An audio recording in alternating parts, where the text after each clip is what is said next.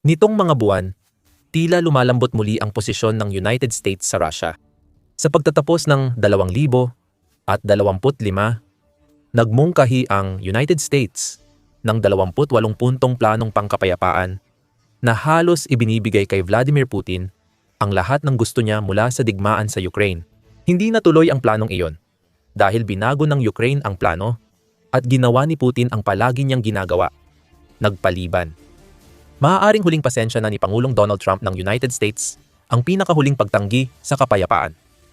Diyos ko, ang pagdagdag ng mga isyong ito sa peace plan at hangarin ng United States na saktan ang Venezuela ang nagbago ng isip ng United States at United Kingdom. Tinalo ng United States ang Russia nang di nagpaputok ng bala.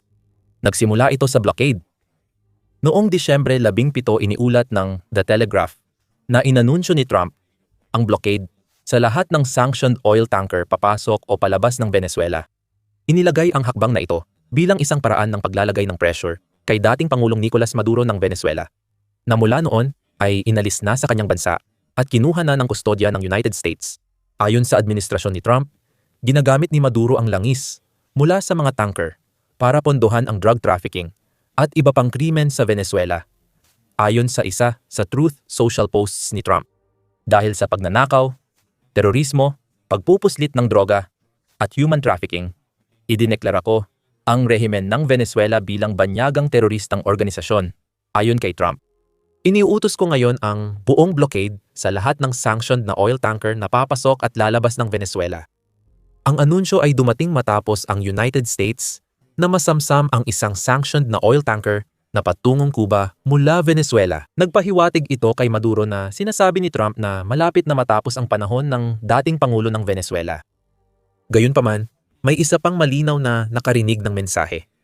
Si Vladimir Putin.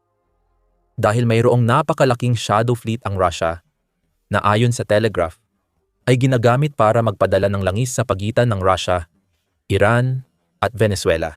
Ang blockade ng United States sa Venezuela ay magiging masama para kay Putin. At iyon nga ang nangyari nang mahuli at sakyan ng United States Forces ang dalawang barko ng Shadow Fleet. Matapos ang anunsyo ni Trump, nakatutok na ang Amerika sa isa pang Shadow Fleet na barko, dating Bella Isa, na sinubukan pakialaman ni Putin. Ang barkong iyon na pinatawan ng United States ng parusa noong 2024 dahil sa hinalang nagdala ito ng kargamento para sa Hezbollah, ay hindi agad sumuko. Naglayag ito ng illegal gamit ang bandila ng Guyana, kahit hindi naman ito rehistrado sa Guyana, at nahuli habang sinusubukang iwasan ang harang ng Amerika. Sinundan ito ng 3 linggong habulan, matapos tumanggi ang mga tripulanteng Ruso, Ukranyano at Indiano ng barko, na sumunod sa utos na huminto at tumakas pabalik sa Atlantiko. Sinundan ito ng United States. Sinubukan ni Putin makialam ngunit umatras ang Russia sa bisperas ng bagong taon at isinama ang Bella Isa sa Russian Shipping Registry. Ayon sa Kremlin, ito ay huling kanlungan at sapat na. Maliban sa personal na ugnayan ni Trump at Putin, posible nang sumuko ang Estados Unidos sa kanilang paghahabol. Ayon sa ulat ng Telegraph, dahil bumalik ang barko bago makarating sa Venezuela, hindi ito may dalang langis at maaaring lumabag sa internasyonal na batas at magdulot ng insidenteng diplomatiko ang pagsampa rito. Gayunpaman, nagkamali ang Kremlin. Sa halip na sumuko sa paghahabol, nagpatuloy ang United States sa pagtatangkang habulin at sakyan ang Bella One, na nagresulta sa mga pagsaway mula sa Kremlin. Walang pakialam ang United States kukunin nila ang barkong ito. Kahit na naglabas na ng formal na kahilingan ang Russia sa United States na itigil ang paghahabol, hindi pa rin tumigil ang United States. At sa huli, naabutan ng Estados Unidos ang barko sa tulong ng kanilang mga kaalyado sa United Kingdom. Kinumpirma ni United Kingdom Defense Secretary John Healey na sinuportahan ng United Kingdom Military ang operasyon ng United States para pabagsakin ang Bella One, na ngayon ay tinatawag ng Marinera, ayon sa ulat ng Pravda noong Enero 7. Hindi nagbigay ng detalye si Healey, pero sinabi niyang ipinakita ng tropa ng United Kingdom ang husay sa pagsuporta sa matagumpay na pagharang ng United States sa barkong Bella One papuntang Russia. Gayunpaman, alam natin na kasali ang mga eroplano ng Royal Air Force sa operasyon. Ayon sa Pravda, may putok na pinaputok sa harapan ng barko. Hindi napapatulan ng United States ang pagmamakaawa, pangungumbinsi at pagbabanta ng Russia. Mananatili ang blockade at huhulihin ang sinumang barkong susubok umiwas sa pagpigil ng Amerika sa pagpasok o paglabas ng langis sa Venezuela. Ipinakita ng pagkakahuli sa Belawan kay Putin. Seryoso ang United States kahit pa naniniwala ang Pangulong Ruso na sapat ang init ng relasyon nila ni Trump para magamit niya ang kanyang impluensya upang pigilan si Trump na hadlangan ang negosyo ng Russia. Hindi lang United States ayon sa ulat ng United 24 Media noong Enero 7 sa araw na na-detain ang Belawan. Sinundan ito ng United States sa pamamagitan ng pagsamsam sa pangalawang tanker na pinapatakbo ng Russia na naglalayag sa Caribbean Sea na tinatawag na Motor Tanker Sofia. Ayon sa ulat, ang tanker na ito ay walang watawat at nag-ooperate kahit may parusa ng United States. Sa footage ng United States Southern Command, makikitang sumasakay ang mga puwersa ng United States sa Sofia na natuklasang naglalayag ng walang tamang dokumento ng pagpaparehistro. Inanunsyo ni kalihim ng Homeland Security ng United States na si Kristi Noam sa Dexes ang pagkahuli kina Belawan at Motor Tanker Sofia. Babala sa mga kriminal sa mundo, hindi kayo makakatakas o makakapagtago. Hindi kami titigil sa pagprotekta sa mga Amerikano at pagpigil sa pagpopondo ng narco-terrorism saan man. Sinabi ni Noam sa isa pang mensahe na mas nakatuon ito kay Putin kaysa kay Maduro. Sa mga panahong nahuli ang mga ito, nakakulong na si Maduro sa selda. Tinitiyak ng United States na alam ni Putin na bawal sa Venezuela ang mga parusadong barko ng Shadow Fleet ng Russia. Matinding dagok kay Russia matapos mahuli ang dalawang Shadow Fleet tanker. Kung akala niya maililigtas pa ng relasyon niya kay Trump ang sitwasyon, nagkakamali siya at magugulat sa katotohanan. Noong Enero 8, iniulat ng The Independent at Al Jazeera na sinuportahan ni Trump ang panukalang batas na magpaparusa sa mga bansang bumibili ng enerhiya mula Russia. Ang pag-aproba ni Trump sa panukalang batas ay iniulat ng isa sa mga may akda nito, si Senador Lindsey Graham. At ito ang nagbukas ng daan para sa pagpapatupad ng mga taripa na maaring umabot ng hanggang 500. Hindi sapat ang aproba ni Trump para maipasa ang panukalang batas dahil kailangan pa rin nitong sundan ang normal na proseso bago maging batas. Dahil pinayagan na ito ni Trump, nawala na ang pangunahing hadlang sa pagpasa ng panukalang batas. Ayon sa Al Jazeera, papayagan ng panukalang batas si Trump na parusahan ang mga bansang bumibili ng murang langis mula Russia na nagpapalakas sa digmaan ni Putin. Ayon kay Graham nang i-anunsyo ang pag-aproba ni Trump. Dagdag pa niya, bibigyan ng panukalang batas si Pangulong Trump ng kapangyarihan laban sa China, India at Brazil para hikayatin silang itigil ang pagbili ng murang langis mula Russia. Iyan ang nagpopondo sa madugong pananakop ni Putin sa Ukraine. Hindi lang pisikal na Shadow Fleet tanker ang nawawala kay Putin. Kung maisa sa batas ito, maaaring mawalan siya ng ilang pinakamalalaking customer ng langis na siyang mga bansang nagdadala ng bilyong dolyar sa kaban ng digmaan ng Russia. Malakas ang magiging epekto ng batas na ito. Ayon sa Euromaidan Press, binigyang diin ni Senador Graham na dahil sa 25% taripa sa India sa pagbili ng langis mula Russia, bumaba ang pag-aangkat ng langis ng India.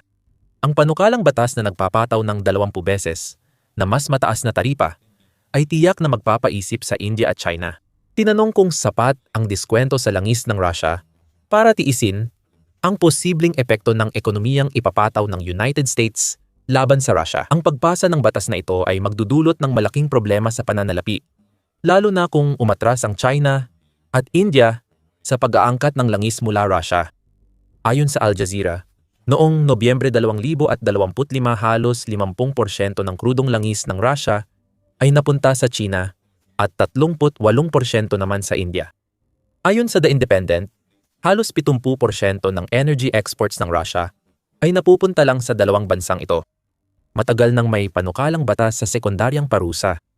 Ipinakilala ang panukalang batas noong Abril 2025 at sinuportahan ng dalawang partido na may 81 co-sponsor sa Mayo 21 ayon sa website ni Senador Graham. Baka kaya hindi ito agad na aprubahan ay dahil doon. Dati, inisip ni Trump na magagamit niya ang ugnayan kay Putin para wakasan ang digmaan sa Ukraine nang hindi nadadamay ang United States sa posibleng digmaang pangkalakalan laban sa India at China dahil sa parusa sa Russia. Gayunpaman, ang mga buwan ng pagtanggi ni Putin sa mga kasunduan sa kapayapaan, kasunod ng hayaggang pagwawalang bahala niya sa blockade ng United States sa paligid ng Venezuela, ay tila nagtulak kay Trump sa sukdulan. Sa mga susunod na linggo o buwan, malamang na maging batas ang 500 tariff bill. Hindi ka sigurado sa United States. Maaaring ginagawang banta ni Trump ang pagsang-ayon sa panukalang batas para mapaengganyo si Putin na bumalik sa negosasyon. Hindi rin nagpapabaya ang United Kingdom. Bago pa mahuli ang Bella Isa, na-intercept na nila ang Matas Sofia at ang pag-aproba sa maaring maging mapaminsalang sanctions bill para sa Russia. Nagpatupad ang United Kingdom ng hakbang para bawasan ang export ng Russian liquefied natural gas. Ayon sa artikulo ng Euromaidan Press noong Enero 8, inanunsyo ng Britanya noong Nobyembre 2025 na ipagbabawal nito sa mga kumpanyang United Kingdom ang pagbibigay ng maritime services, pagpapadala, insurance, at maintenance para sa Russian liquefied natural gas na unti-unting ipapatupad ang pagbabawal sa buong 2026. Sa madaling salita, habang napipilitan si Putin na harapin ang mga issue kaugnay ng mga nakumpiskang shadow fleet tankers at mga paparating na secondary sanctions, gugugulin ng United Kingdom ang 2026 sa unti-unting pagtigil ng pag-aangkat ng liquefied natural gas. Mahalaga ang hakbang na ito dahil maaari nitong maapektuhan ang pag-export ng Russian liquefied natural gas sa United Kingdom. Ito ay halimbawa ng United Kingdom na nauna sa European Union sa pagtigil ng mga export na ito. Sabi ng Euromaidan Press, hindi pa na rin hinaharang ng European Union ang liquefied natural gas tanker fleet ng Russia, bagkus mas pinili nilang ipagbawal ang liquefied natural gas imports mula Enero 2027. Isang koalisyon ng 40 civil society groups, kabilang na ang Greenpeace at Razomoistan, ang nagsabing huli na ang deadline na ito. At maaring tama sila. Malaki ang kita ng Russia sa liquefied natural gas sales sa European Union. Ayon sa The Irish Independent noong Enero, 8 nananatiling umaasa ang European Union sa Russian liquefied natural gas.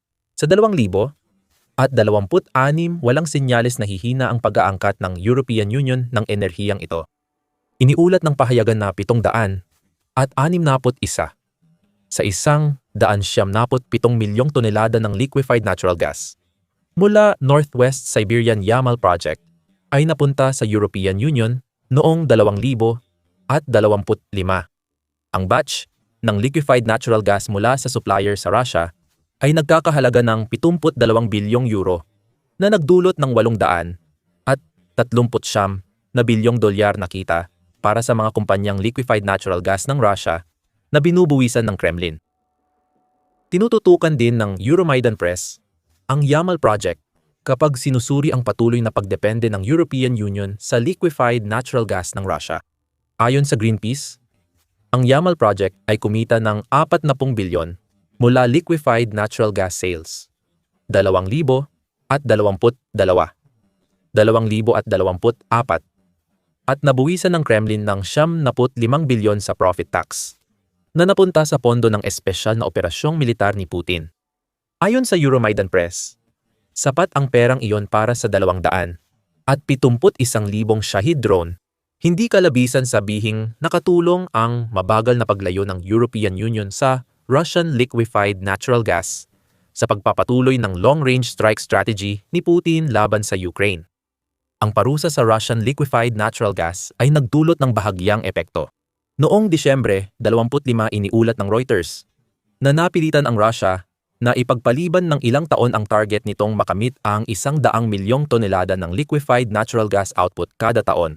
Pero muli, marami pang maaaring gawin. Ginawa na ng United Kingdom ang kinakailangang mga hakbang, pero ang European Union ay mabagal pa rin sa pagkilos. Ayon sa Euromaidan Press, ang Yamal Project ay umaasa sa 15 ARC-7. Ice-breaking tankers 6 dito ay mula United Kingdom at ngayon ay sakop ng restriksyon ng United Kingdom. 5 barko ay pinapatakbo ng kumpanyang Griego na Dynagas. 11 sa 15 ARC-7 tankers na kailangan ng Rusya ay mula sa ambag ng dalawang bansa. Maaaring pigilan ng European Union ang karamihan ng export ng Yamal Project. Kung gagawin din ito sa mga Griegong tanker, hindi ito kayang palitan ng Rusya. Dahil sa parusa, test run lang ang nagagawa nito sa ARC-7 at sinusubukan magtayo ng sarili. Kailangan nating maghintay at tingnan kung sapat ang tapang ng European Union na sundan ang ginawa ng United Kingdom sa pagkuha ng ganitong katapang na hakbang. Dahil umaasa pa rin ang maraming miyembro sa Russian liquefied natural gas, mahalaga ang susunod na hakbang ng European Union, ngunit ang balita ay pinipigilan ng United States at United Kingdom ang pag-export ng enerhiya ng Russia. Sa Bela 1, nagtulungan silang pigilan ang barkong may parusa. Ang Russia, mula sa pakikipagtawaran sa United States ngayon, ay nagbabanta na ng aksyong militar at pagpapalala ng sitwasyon. Kung magpapatuloy ang Amerika sa pagtutok sa Shadow Fleet, may nagbabanta rito. Noong Enero 7, iniulat ng United 24 Media na nagbanta si Alexei Zaravyov, unang deputy head ng Defense Committee ng Russian State Duma, ng aksyong militar ng Russia at posibleng paggamit ng sandatang nuklear. Nagsimula ang mga komento ni Zaravyov sa medyo mas makatwirang panig ng pananaw ng Russia tungkol sa mga nangyayari, kapwa sa Venezuela at sa sarili nitong mga barko ng Shadow Fleet. Dapat tayong mag-atake militar, gamitan ng torpedo, o palubugin ang ilang bangka ng Amerika. Erika, sabi ng opisyal ng Duma. Sabi niya tungkol sa Bela 1, walang pinagkaiba ito sa pandarambong. Ang pagsamsam ng sibilyang barko ng United States Navy ay halos katumbas ng pag-atake sa teritoryo ng Russia dahil ang tanker ay naglalayag sa ilalim ng ating pambansang watawat. Bagamat, totoo, ang paglalagay ng watawat ay ginawa lamang matapos ang mahigit 1 linggo ng paghabol ng United States sa barko ng Shadow Fleet. Maaaring may sumang-ayon kay Zaravyov. Kahit parang ginagamit lang ang watawat ng Russia bilang get-out-of-jail-free card. Ginamit ni Zaravyov ang plataporma niya para ilahad ang usapan ng sandatang nuklear. Dapat tayong tumugon ng matatag at mabilis. Ayon sa ating doktrinang militar na pinapayagan ang paggamit ng sandatang nuklear sa ganitong pag-atake. Lalo na dahil, ayon sa mga impormasyong mayroon tayo, may isang submarinong Ruso at ilang iba pang barkong pandigma ng Russia na matatagpuan malapit sa nasabing barko, ayon sa kanya. Hindi na bago sa mga opisyal ng Russia ang umasa sa banta ng nuklear. Hindi malinaw kung alin sa mga pahayag ay mula kay Zaravyov at alin ang kay Putin na ginagamit ang pangalan ng kaalyado. Malinaw na ang aksyon ng United States at United Kingdom laban sa Russian Shadow Fleet at ang kanilang mga parusa ay nakakaapekto sa Russia. At iyon mismo ang punto. Ang pagkabahala ni Putin sa lahat ng ito ay tila siyang layunin ng United States at United Kingdom. Hindi lang napahiya si Putin dahil sa mga insidenteng ito, kundi naging simula rin ito ng taon na nagpapakitang mas mahina siya kaysa sa inaakala. Ipinunto iyon ng The Telegraph sa kanilang artikulo noong Enero 7, kung saan ang senior foreign correspondent nilang si Adrian Blomfield ang sumulat. Simula nang maupo sa pwesto, mahigit 25 taon na ang nakalipas. Gusto ni Vladimir Putin na kilalanin siya ng Washington bilang leader ng isang makapangyarihang bansa, kapantay ng Estados Unidos gaya noong Cold War. Sa halip, sa malamig na North Atlantic, tinrato ni Ginoong Trump ang Russia na parang maliit na isda at tinabig ang kanilang presidente sa nakapagpapakumbabang paraan. Ang ganoong pagwawalang bahala sa Russia ay siguradong masakit para kay Putin. Lalo na't ipinakita na ng United States kung gaano kababa ang respeto nila sa mga pagsisikap ni Putin na suportahan si Maduro. Pinag-usapan namin ang operasyon ng Amerika laban kay Maduro at ang posibleng epekto nito kay Putin sa hinaharap. Panoorin ang video para sa buong kwento.